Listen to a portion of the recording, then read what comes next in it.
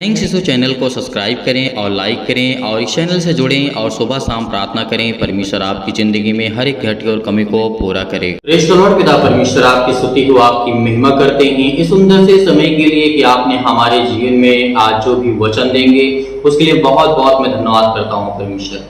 मेरे प्रिय भाई बहनों, सभी लोग मिल करके आज इस वीडियो में हम ये जानेंगे कि मैंने नहीं किया, शैतान ने मुझसे करवा दिया। जैसे कि पाप, जैसे कि अनेक प्रकार की घृणित वस्तुएं, जैसे कि स्त्री, जैसे कि बहुत सारी ऐसी जो प्रॉब्लम्स हैं आपके जीवन से, बहुत सारे कमेंट्स आते रहते हैं कि सर मैं तो करना नहीं चाहता था ये काम, लेकिन शैतान ने मेरे जीवन में किया।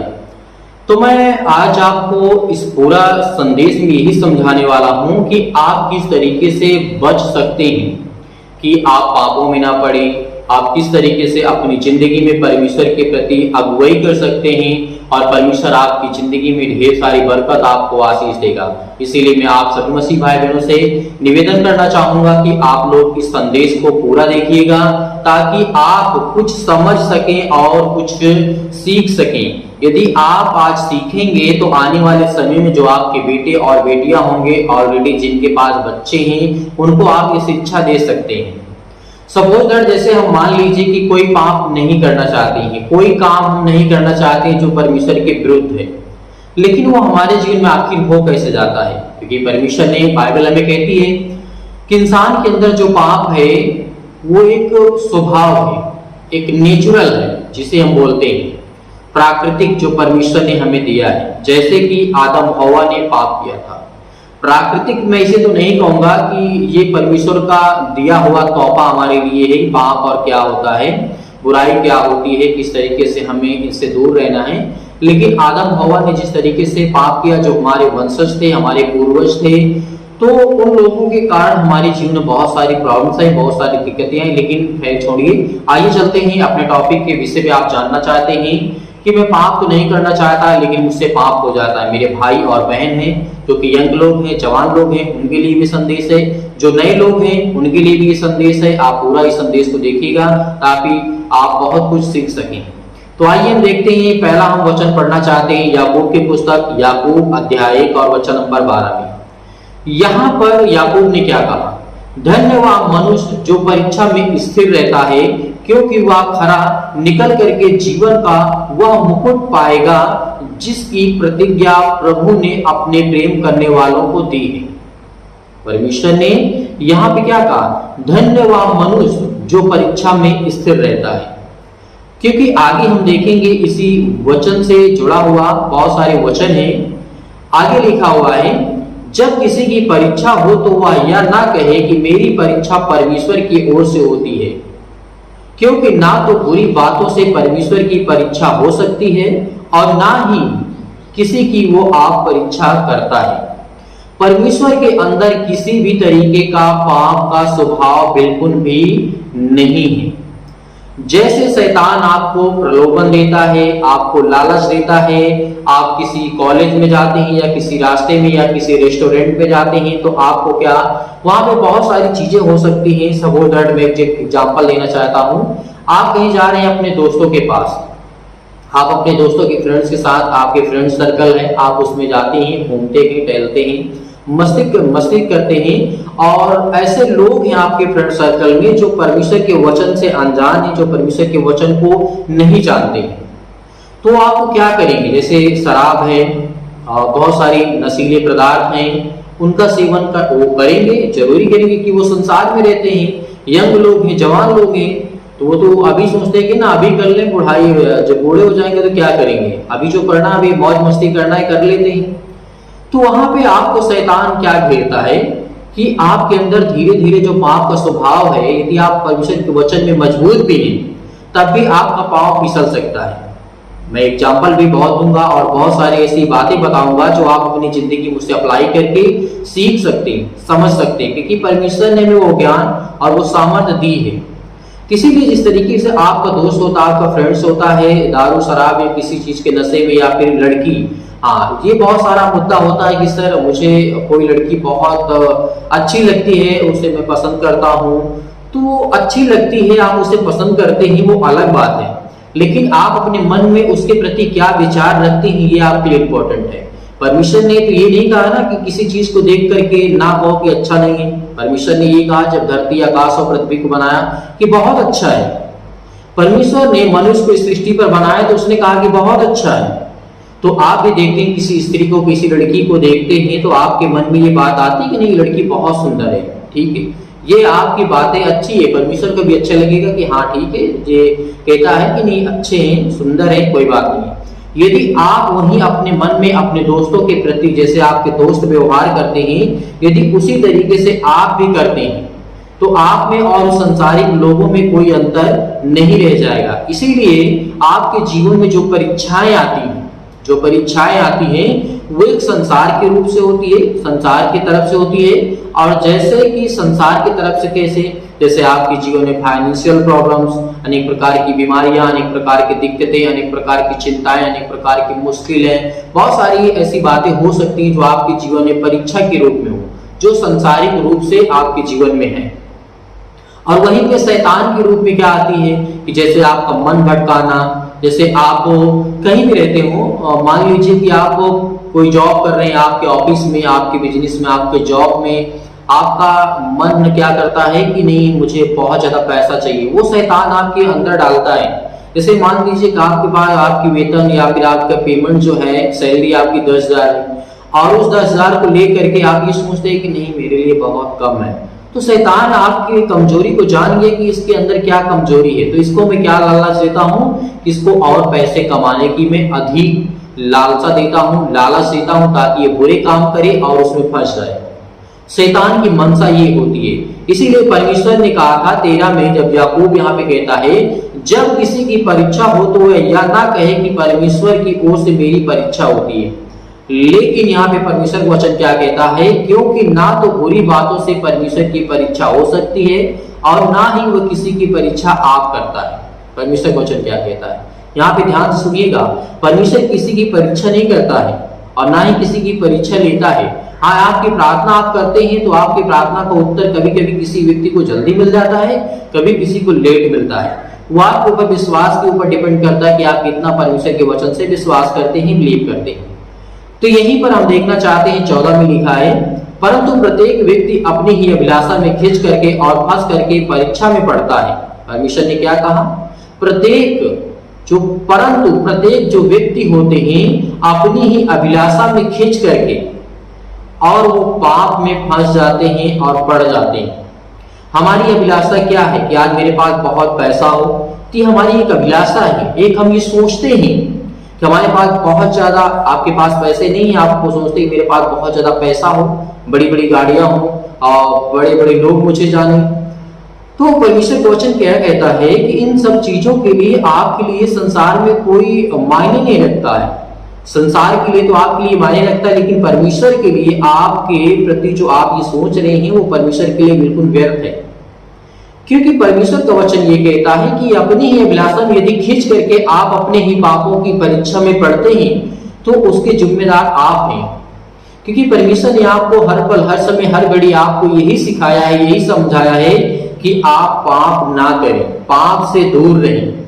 जैसे उन दिनों में जब हमारे जीवन की घटना को जब हम देखते हैं, आप ये सोचते होंगे कि परमेश्वर का वचन हमें हमेशा तो कहता है कि मैं आपकी परीक्षा नहीं करता हूँ।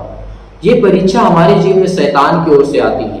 इसीलिए आप ये कभी मत सोचिए कि नहीं मैं तो नहीं करना चाहता था। ये एक संसारिक लोग के लिए हो सकती है कि हाँ कि मैं पाप तो नहीं करना चाहता था, लेकिन शैतान या फिर मेरी जो मानसिकता है, मेरी उत्सुकता है, उसने मुझसे करवा दिया है। तो उस संसार के व्यक्ति के लिए ठीक है, लेकिन आपके लिए मसीह होकर के आप पाप करें, ये आपके लिए शोभा बिल्कुल भी नहीं देता है। और परमेश्वर का वचन ये भी नहीं कहता कि नहीं आज से आप तुम एकदम ही त्याग दो। आपको क्या करना है, धीरे धीरे, कोई भी चीज की लत हमें छुड़ानी है तो हमें क्या करना है, धीरे धीरे। जैसे आप शराब पीते हैं तो आप एक बार में, एक साथ में नहीं छोड़ सकते, क्योंकि परमेश्वर वचन कहता है कि आप उसे धीरे धीरे करके, जैसे आपके दोस्त होते हैं शराब पीते, आपके लिए फोन करते हैं, कॉल्स करते हैं कि आइए चलते हैं, घूमने टहलते हैं, एंजॉय करते हैं, थोड़ा मस्ती करते हैं, तो आप सीधे तौर पर मना कर दीजिए मेरे पास समय नहीं है और मैं नहीं आ सकता हूँ। अच्छे कामों के लिए यदि बुला रहे हैं तो आप जाइए, आप उनका सपोर्ट करिए, उनके साथ रहिए, आप उनकी मदद करिए, क्योंकि आपके लिए कोई शैतान अवसर आपके जीवन में नहीं खोज पाएगा। यदि आप ही कहते हैं कि आपका फ्रेंड्स तो फोन करता है तो आप कहते हैं कि नहीं मैं आना चाहता हूँ, मैं आ रहा हूँ, अच्छा मिलता हूँ, तो शैतान आपके मन में और वो लालच देता है और वो प्रलोभन आपको देता है और वो लालच आपको देता है और वो बुरे बुरे कामों में आपको फंसाता है जो आपकी परीक्षा आपके जीवन में हो सके। आप परीक्षाओं में खिंचते रहें, पड़े रहें, आप उसी में पीड़ा सहते रहें, परमेश्वर वचन कहता है। लेकिन 15 में भी परमेश्वर वचन यह कहता है, यहाँ पे याकूब ने कहा था, फिर अभिलाषा गर्भवती होकर के पाप को जन्म देती है, पाप को जन्म देती है और पाप जब बढ़ जाता है तो उसको मृत्यु को उत्पन्न उसके जीवन में कर देती है। जब कहते हैं ना, लोग संसार में कहते हैं जब पाप का घड़ा भर जाता है तो पाप का जो घड़ा होता है वो एक दिन जरूर टूटता है। उसी तरीके परमेश्वर का वचन कहता है कि आपको बिल्कुल भी पाप करने की आवश्यकता नहीं है। क्या मैंने आपको खाने से मना किया है? नहीं, परमेश्वर ने किया है। क्या आपको घूमने से मना किया है? बिल्कुल भी नहीं किया है। क्या आपको किसी के साथ रहने से मना किया है? बिल्कुल परमेश्वर ने नहीं कहा। जो आपको आपके माता पिता भी आपको मना करते हैं कि आप पाप ना करें, आप गलत रास्ते पे ना जाएं, वही काम तो परमेश्वर भी कह रहा है आपको, वही काम करने के लिए परमेश्वर भी आपको आज्ञा दे रहा है। तो आप क्यों नहीं समझते इन बातों को? आप दुनिया में जो भी कुछ है हर एक चीजों से आप लगाव रखिए, प्रेम रखिए, प्यार करिए, सीखिए, समझिए, लेकिन परमेश्वर के वचन के खिलाफ आपको बिल्कुल भी जाने की जरूरत नहीं है, क्योंकि वो आप मृत्यु का कारण बन सकती है, परमेश्वर का वचन कहता है।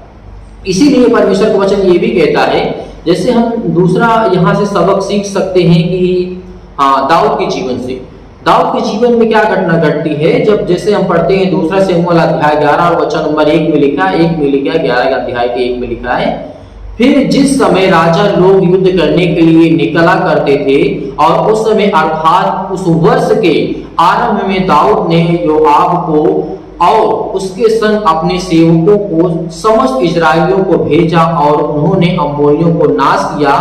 रब्बा नगर को उन्होंने घेर लिया, परंतु दाऊद यरूशलेम में रह गया। यहाँ पे एक बात नोटिस करिए कि जब राजा लोग युद्ध करने जाया करते थे तो यहाँ पर राजा भी साथ में जाया करता था, लेकिन यहाँ पर राजा दाऊद के संबंध परमेश्वर से अच्छा था, ऐसी बात नहीं है। परमेश्वर के बहुत करीब था और बहुत प्रिय था परमेश्वर के प्रति, लेकिन दाऊद के कुछ ऐसे गलत कदम थे कि शैतान ने उसका मन भटकाया। जैसे हम पढ़ सकते हैं कि राजा को युद्ध में जाना चाहिए था, लेकिन उन्होंने अपने, जब हम बत्शेबा के बारे में बात करते हैं यहाँ पर, तो राजा को युद्ध में जाना चाहिए था लेकिन राजा युद्ध में नहीं गया। परमेश्वर का वचन यही कहता है कि जहां पे आपको आवश्यकता है रहने की, जो परमेश्वर आपको आज्ञा देता है वहीं पे आप रहें, अन्यथा आप दूसरे स्थान पे रहेंगे तो आपको शैतान भरमाएगा। इसीलिए परमेश्वर ने राजा दाऊद को मना किया था कि अपने जीवन काल में आपको कोई भी गलत काम नहीं करने। तो राजा दाऊद के जीवन में बहुत सारी चुनौतियां भी आई, बहुत सारी प्रॉब्लम्स भी आई, लेकिन सबसे बड़ी कठिनाई का समय यही था उसके लिए, दाऊद के लिए। तो यहाँ पर दाऊद क्या करता है, जब अध्याय में दूसरे वचन को पढ़ते हैं 11 के, सांझ के समय दाऊद पलंग से उठ करके राजभवन की छत पर टहल रहा था। आपने कई बार इस वचन को देखा होगा, सुना होगा। और छत पर जब उसको एक स्त्री जो अति सुंदर थी नहाती हुई दिखती है, जो कि नाम था उसका बत्शेबा। तो परमेश्वर का वचन यहाँ पे हमें क्या सिखाता है, दूसरी लाइन को जब हम पढ़ते हैं यहाँ पे मिलता है, जब सांझ के दाऊद अपने पलंग से उठ करके राजभवन की छत पर टहलता था, इसका मतलब था कि राजा दाऊद की जो हवेली थी, जो उसका भवन था, वो बड़े ऊंचे पत्थरों पे था, बड़ी ऊंचाइयों पर था, तभी तो वो किसी व्यक्ति को नहाते हुए देख सकता था।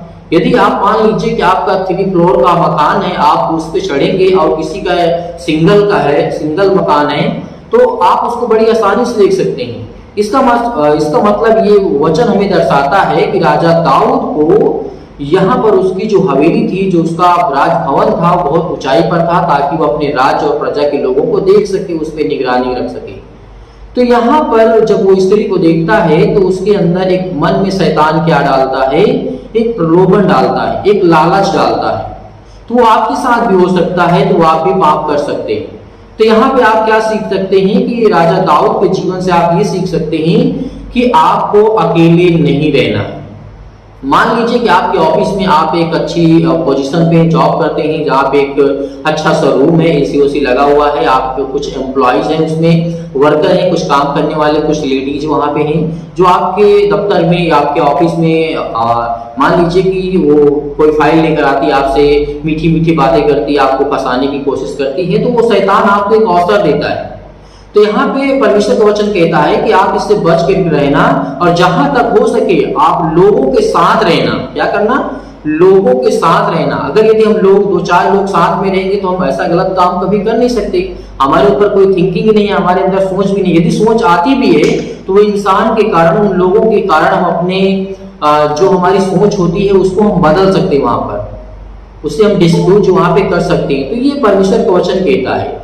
तो हमें इससे सीखने को यही मिलता है कि आपको कभी भी अकेले नहीं रहना, चाहे घर में हो, ऑफिस में हो, दफ्तर में हो, या फिर ऐसे दोस्त हो आपके पास जो गलत कामों को बढ़ावा देते हैं, तो आप उनसे दूरी बना लीजिए। क्योंकि परमेश्वर का वचन यही कहता है कि बत्शेबा के साथ जब उसने बहुत सारे गलत काम किए और बहुत सारे पुत्र भी उत्पन्न होता है और मर भी जाता है, लेकिन यहाँ पे दाऊद बहुत पश्चाताप भी करता है। लेकिन जब हाथ से कोई चीज छूट जाती है तो दोबारा हाथ में नहीं आती है।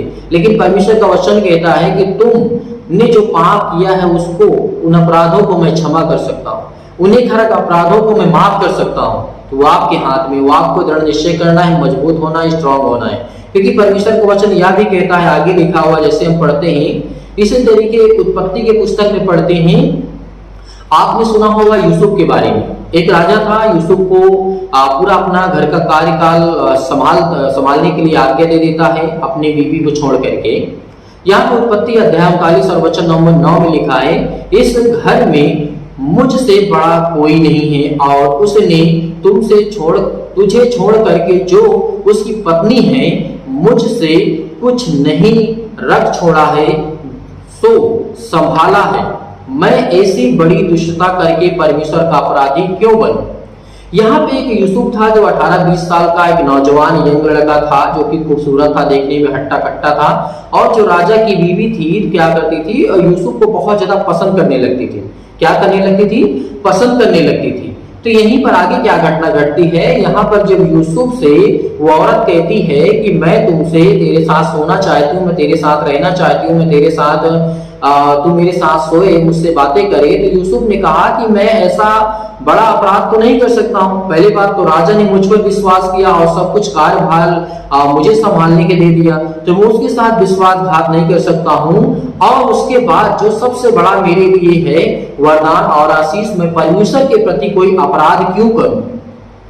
परमेश्वर के प्रति मैं अपराध क्यों करूं?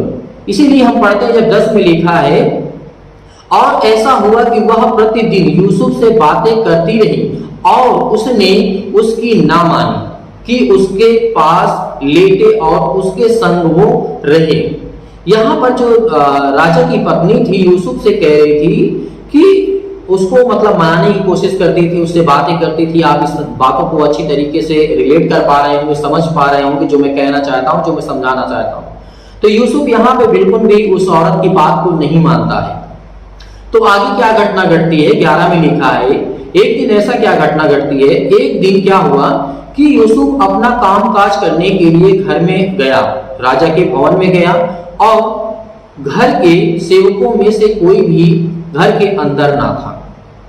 यहां पर शैतान ने उसको एक बहुत अच्छा मौका दिया, इसको यूसुफ को। और शैतान ने किस तरीके से यूसुफ को भरमाने की कोशिश की उस स्त्री के द्वारा, लेकिन उस स्त्री ने किस तरीके से अपने हर तरीके हथकंडे अपनाए, हर तरीके जोर जबरदस्ती अपनाए, लेकिन यूसुफ ने नहीं माना, क्योंकि यूसुफ एक परमेश्वर के प्रति ना अपराध करने वाला व्यक्ति था। वही आगे चलकर के यूसुफ एक राजा भी बनता है। लेकिन हम आगे बात करते हैं, यहाँ पे लिखा हुआ है, एक दिन यूसुफ के साथ ऐसी घटना घटती है कि वो अकेला घर में था और उसकी राजा की वाइफ अकेली थी, दोनों लोग अकेले थे। उसके साथ पूरा ये पूरा शैतान ने कर दिया था, इस तरीके की व्यवस्था कर दी थी कि उसके पास कोई ऑप्शन ही नहीं बचा कि वो अकेला रह गया था। और उसके साथ उसके मन में ये बातें लाने के लिए उसको मजबूर कर दिया था, लेकिन यूसुफ ने परमेश्वर के प्रति ना अपराध करने के लिए उसने वचन को बहुत अच्छी तरीके से सीखा था। इसी तरीके आप भी सीख सकते हैं। इसीलिए परमेश्वर का वचन यह भी कहता है 12 में जब हम पढ़ते हैं तो यहाँ पे क्या लिखा है, तब उस स्त्री ने उसका वस्त्र पकड़ करके कहा, मेरे साथ सो, पर वह मना अपना वस्त्र उसके हाथ में छोड़ करके वह भाग गया और बाहर वो निकल गया। क्या किया यहाँ पे? यहाँ पर यूसुफ समझ गया कि शैतान मेरी किस तरीके से मुझे डिबोना चाहता है, मुझे किस तरीके से पाप करवाना चाहता है। इसीलिए यूसुफ यहाँ उस स्त्री से अपना जान छुड़ा करके वो भाग जाता है अपने कपड़े को छोड़ करके। तो इससे शिक्षा में क्या मिलती है? शैतान आपको कहीं से भी, किसी भी स्थान से, कहीं से भी घेर सकता है, आपको पापों में ला सकता है। क्योंकि परमेश्वर का वचन क्या कहता है? आपने यूसुफ के जीवन की घटना को देखी, आपने दाऊद के जीवन की घटना को देखी। अब आगे क्या देखते हैं, जब ये छोड़ करके भाग जाता है तो लिखा हुआ है 13 में, यह देख करके वह अपना वस्त्र मेरे हाथ में छोड़ करके भाग गया। परमेश्वर का वचन यहाँ पे क्या कहता है? अपना वस्त्र दे करके यूसुफ भाग जाता है उस घर से, क्योंकि उसको परमेश्वर के प्रति प्रेम था, उसके वचन के प्रति प्रेम था। इसीलिए यूसुफ अपने आप को बचाना चाहता था और अपने आप को बचाया। इसी तरीके आपके जीवन में ऐसी कभी भी घटना, कोई भी कंडीशन आए तो आपको संभल के रहना है। आपको पाप बिल्कुल भी करने की कोई आवश्यकता नहीं है। यदि आपकी मनसा यही है पाप करने के, अपराध करने के लिए, या किसी शारीरिक संबंध बनाने के लिए, या फिर किसी से बात करने के लिए, तो परमेश्वर ने आपको एक पार्टनर दिया है, परमेश्वर ने आपको एक पत्नी दी है, परमेश्वर ने आपको एक वाइफ दी। यदि आपकी शादी हो चुकी है तो आप अपनी पत्नी से प्रेम करें, प्यार करें। यदि नहीं हुई है तो परमेश्वर आपके लिए ढेर सारी ब्लेसिंग करेगा। आपके लिए परमेश्वर ने एक चुना हुआ है, इसीलिए आपको विश्वास रखना है, भरोसा रखना है। तो यहीं पे हमारा दूसरा जो आपको उपदेश आपको मैं देना चाहता हूँ, समझाना चाहता हूँ, हमारे ओर तो चारों ओर दोस्त होते हैं, आप अपने दोस्तों से दूर रहें। यदि आपका कोई अच्छा मित्र है तो आप उनसे संपर्क में रहें। यदि आप कोई गलत काम करते हैं आपके दोस्त, या फिर आपके साथ कोई गलत व्यवहार करते हैं, या आपके बेटे के साथ, या फिर आपके हस्बैंड के साथ, या फिर आपके साथ आपके फ्रेंड्स में, सर्कल्स में, दोस्त में, मतलब कोई भी घटना किसी भी तरीके से आपके जीवन में घट सकती है। यदि कोई परमेश्वर के वचन से प्रेम नहीं करता है तो उसे संसार की वस्तुएं प्यारी लगेंगी। यदि कोई संसार की वस्तुओं से प्रेम नहीं करता है तो इसका मतलब वो परमेश्वर के वचनों से प्रेम करता है। तो ये आपके लिए इंपॉर्टेंट है कि आप कम से कम दोस्त बनाएं। जितने भी दोस्त बनाएं वो आपके वचन से, यानी परमेश्वर के वचन से, आपके बातों से सहमत हो, आपकी हर एक बातों को माने और आप उसकी बातों को माने। नहीं कि आपका दोस्त आता है, कहता है आइए चलते हैं, एंजॉय करते हैं, पार्टी करते हैं, डिस्को, मतलब बहुत सारा कुछ होता है, मतलब लड़कियों को छेड़ना, बहुत सारे गलत कामों को करना। वो परमेश्वर क्या करता है, वो शैतान क्या करता है, आपको एक बंधन में खींचता है, आपको बांधता। जैसे आपने चुंबक देखा होगा ना, जब आपको दोनों को अपोजिट करेंगे तो आप में चिपकता नहीं है, जब उसको आप दोनों को एक समान कर देंगे तुरंत चिपक जाएगा। तो उसी तरीके जब आप एक दूसरे के अपोजिट रहेंगे, जब आपको अपने दोस्त के संग नहीं रहेंगे, उस दोस्त के संग नहीं रहेंगे जो आपको गलत काम करवा रहा है, तो आपको वो चिपकने नहीं देगा परमेश्वर। तो शैतान आपको चिपकाना चाहता है पाप से, अनेक प्रकार के गुनाह से, अनेक प्रकार के चोरी से, अनेक प्रकार के गलत कार्यों से, कामुकता को बढ़ावा दे सकता है आपके जीवन में। तो इसीलिए आपको धैर्य रखना है। जैसे हम पढ़ सकते हैं पहला कुरिन्थियों अध्याय 1 और वचन नंबर यहाँ पे लिखा है 33 में, धोखा ना खाना बुरी संगति अच्छे चरित्र को बिगाड़ देती है। परमेश्वर वचन क्या कहता है यहाँ पे कि धोखा ना खाना, बुरी संगति क्या होती है, अच्छे चरित्र को बिगाड़ देती है। इसीलिए आपके जो अच्छे चरित्र, आपके अंदर जो भी कुछ बचा हुआ है उसको वो शैतान बिगाड़ देगा। इसीलिए नीति वचन में हम पढ़ते हैं अध्याय 18 वचन नंबर 24 में लिखा है, मित्रों के बढ़ाने से तो नाश होता है, परंतु ऐसा मित्र होता है जो भाई से भी अधिक मिला रहता है। क्या करता है? भाई से भी मिला रहता है।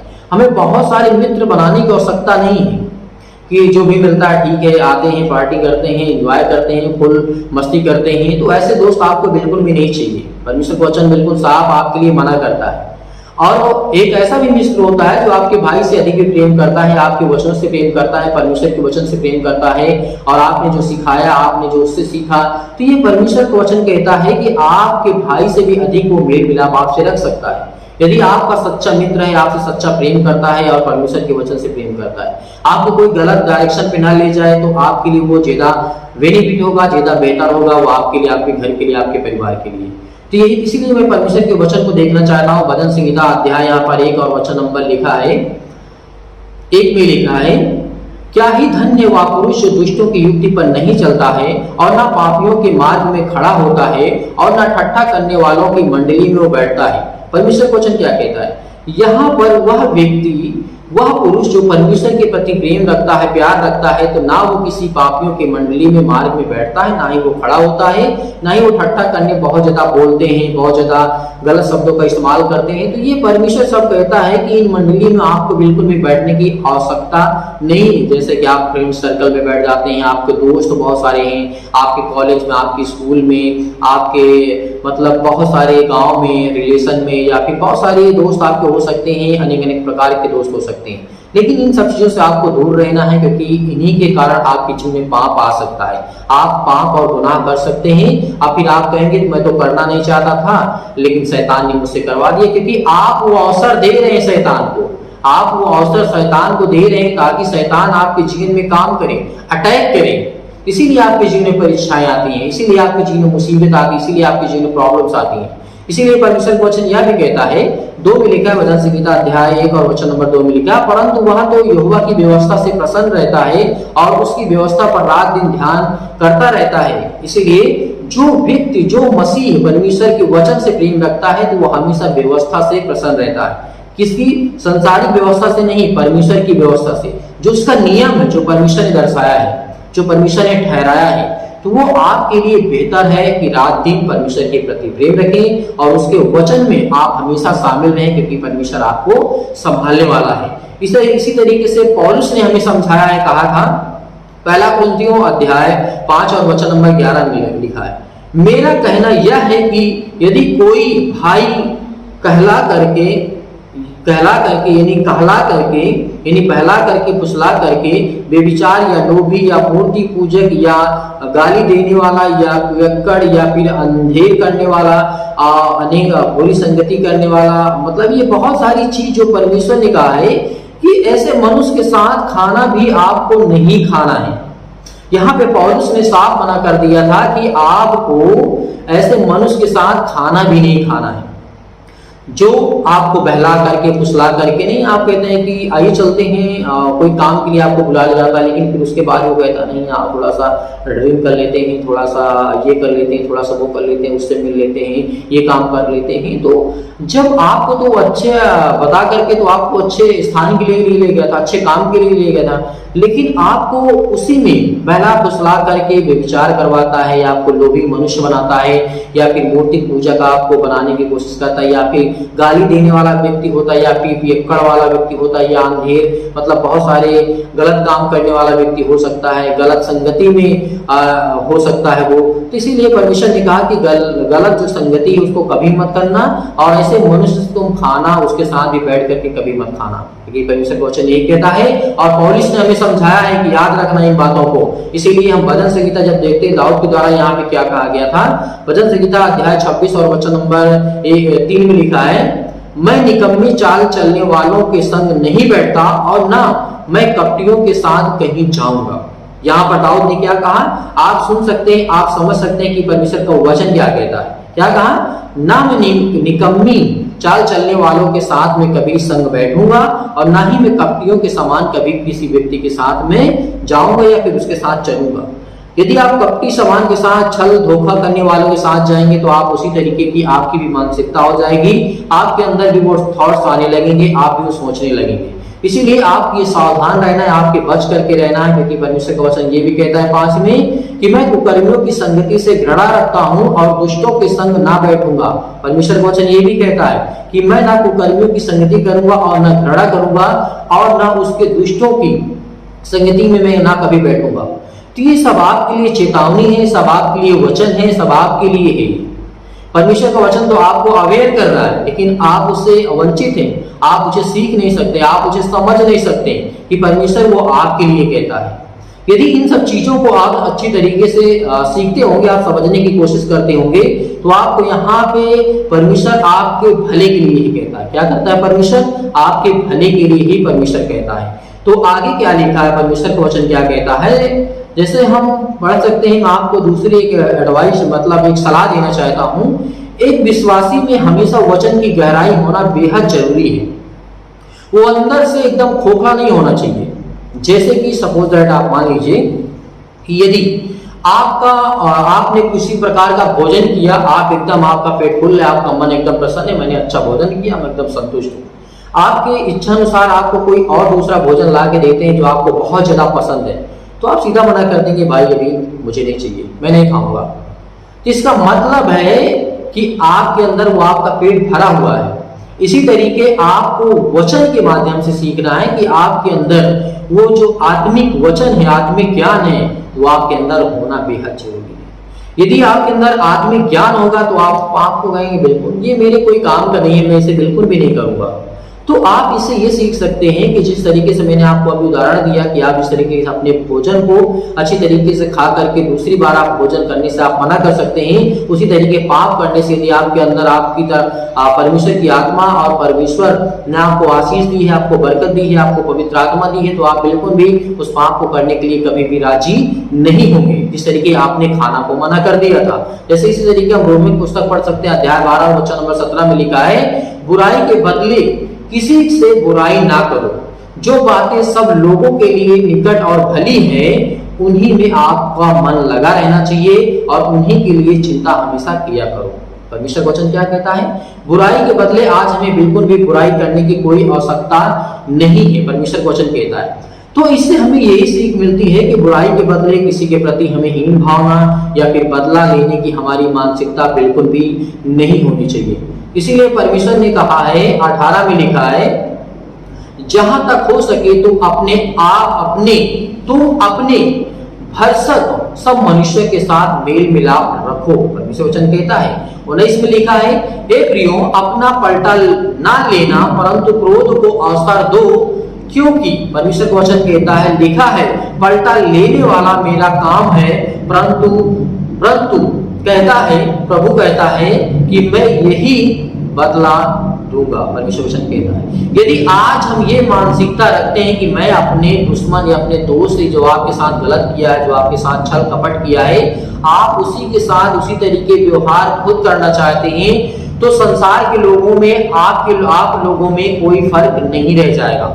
क्योंकि संसार के लोग ये नहीं जानते कि परमेश्वर का राज्य क्या है, उसकी महिमा क्या है, उसका वचन क्या कहता है, उसकी सामर्थ क्या कहती है, उसका ज्ञान क्या कहता है। वो उन लोगों के लिए कोई मायने नहीं रखता जो आपके लिए सब कुछ है। इसीलिए परमेश्वर का वचन कहता है कि आप शैतान को अवसर बिल्कुल ही मत दो। जैसा हम पढ़ सकते हैं, दूसरा तिमुथियुस अध्याय 2 और वचन नंबर 24 में लिखा है, और प्रभु के दास को झगड़ालू होना नहीं चाहिए, मतलब होना नहीं चाहिए, ना हो, पर सबके साथ कोमल और शिक्षा से निपुण और सहनशीलता उसके अंदर होनी चाहिए। उसके अंदर ये क्षमता होनी चाहिए कि वो परमेश्वर के वचन को अपने अंदर संभाल सके, अपने अंदर वो क्रोध को, और वो अपने अंदर अनेक प्रकार की बातों को सह सके। सहनशीलता उसके अंदर होनी चाहिए, क्योंकि प्रभु के दास कभी झगड़ालू नहीं हो सकता है। प्रभु के बेटे, परमेश्वर के बेटे और बेटे कभी झगड़ालू नहीं हो सकते। क्यों हम झगड़ा करते हैं? अपने घर में, अपने परिवार में, अपने माता पिता भाई बहनों से हमें क्या मिलता है? उससे झगड़ा करने से कोई मतलब नहीं है। अपने गुस्से को कंट्रोल करना आपको सीखना होगा। ये परमेश्वर वचन कहता है, तब आप हर एक पापों से बचेंगे, हर एक पापों से, हर एक अपराधों से, हर एक गुनाहों से आपको परमेश्वर बचाने वाला वो सर्वशक्तिमान परमेश्वर है। इसीलिए मैं जो आपको और कुछ बातें बताना चाहता हूं कि जो मसीही लोग होते हैं, जो मसीही लोग होते हैं, हमेशा वचन से आप भरे रहें, ताकि शैतान को मौका ना मिले कि आपको प्रलोभित कर सके, आपको लालच दे सके। जैसे कि आपको मैंने बताया कि आप यदि मसीह के वचन से, परमेश्वर के वचन से भरे रहेंगे, जिस तरीके से आप भोजन करते हैं उसी तरीके आप परमेश्वर के वचन से भरे रहेंगे। जैसे भोजन से आपका पेट भरा था वैसे आपका आत्मा यदि परमेश्वर के वचन से भरा रहेगा तो आपके अंदर कभी भी आप शैतान को मौका कभी भी नहीं दे सकते। तो ये आपको प्रलोभन से परमेश्वर बचाएगा। इसीलिए परमेश्वर का वचन क्या कहता है, कुलुस्सियों की पुस्तक जब हम पढ़ते हैं अध्याय 3 और वचन नंबर 16 में, वहां पे परमेश्वर ने क्या कहा, मसीह के वचन को अपने हृदय में अधिकारी से बसने दो और सिद्ध ज्ञान सहित एक दूसरे को सिखाओ और चिताओ और अपने अपने मन में अनुग्रह के साथ परमेश्वर के लिए भजन और स्तुति आत्मिक गीत गाओ। परमेश्वर वचन क्या कहता है, तो अपने हृदय में आपको अधिकारी से वचन को इकट्ठा करना है और दूसरों को सिद्ध ज्ञान और एक दूसरे के लिए सही ज्ञान हमें देना बेहद जरूरी है।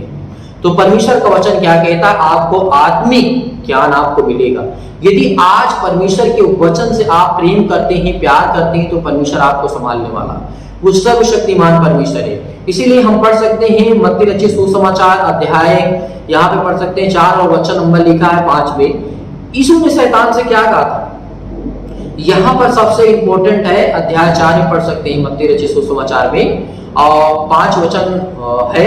यीशु ने शैतान को उत्तर दिया कि लिखा है कि मनुष्य केवल रोटी से ही नहीं परंतु हर एक वचन से जो परमेश्वर के मुख से निकलता है वो जीवित रहेगा। और परमेश्वर का वचन आज कहता है कि आज हमारे लिए वचन कितना इंपॉर्टेंट हो गया है। इसीलिए नीति वचन में परमेश्वर का वचन क्या कहता है, अध्याय 2 और वचन नंबर 6 में लिखा है, क्योंकि बुद्धि यहोवा ही देता है, ज्ञान और समझ की बातें उसी के मुंह से निकलती हैं। परमेश्वर वचन क्या कहता है, ज्ञान और बुद्धि और समझ सब यहोवा के ओर से होता है। इसीलिए आज हम जो बोलते हैं, जो बुद्धि है, जो ज्ञान है, जो समझ है, वो हमारे मुंह से नहीं, हमारे परमेश्वर के मुंह से निकलती है। इसीलिए इन बातों को याद रखना, तो आप जिंदगी में कभी भी कोई पाप नहीं कर सकते हो। पहले तो आपको अच्छे कामों को अच्छी रीति से करना है, आपको बिल्कुल भी घृणा करने की कोई जरूरत नहीं है। यदि आपसे कोई भी अनजाने और जाने में कोई अपराध भी हो जाता है तो परमेश्वर आपके अपराधों और गुनाहों को क्षमा करता है। इसीलिए परमेश्वर ने तो साथ में कहा नीति वचन के, वह सीधे लोगों के लिए खरी बुद्धि रख छोड़ता है, जो कोई खराई से चलते हैं उनके लिए वह ढाल ठहरता है।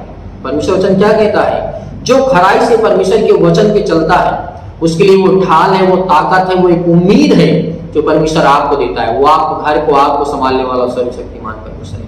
इसीलिए मेरे प्रियो, आप अपनी बुद्धि को हमेशा खराई से चलते रहना है, अपने आप को खराई से रखना है। आपको किसी भी बहकावे में, किसी भी लालच में, किसी भी प्रलोभन में, किसी भी चीज में आपको नहीं फंसना है, क्योंकि ये आपके लिए, आपके परिवार के लिए, आपके घर के लिए, आपके जनरेशन के लिए, आपके बेटे और बेटियों के लिए बहुत और बेहद जरूरी है। मैं आशा करता हूं कि इस वचन के माध्यम से आपने बहुत कुछ सीखा होगा। यदि आपने कुछ सीखा है तो इस वीडियो को ज्यादा से ज्यादा लोगों तक पहुंचाएं, ताकि और लोग कोई जो भी मसीह भाई बहन सीखना चाहते हैं वो सीख सकें और परमेश्वर के सुसमाचार को ज्यादा से ज्यादा लोगों तक पहुंचा सकें। और मैं उम्मीद करता हूं कि परमेश्वर के वचन से आप बहुत कुछ आप सीखे होंगे। परमेश्वर आपके परिवार को ढेर सारी ब्लेसिंग करे, ढेर सारा आशीष दे। God bless you, all of you, आमीन।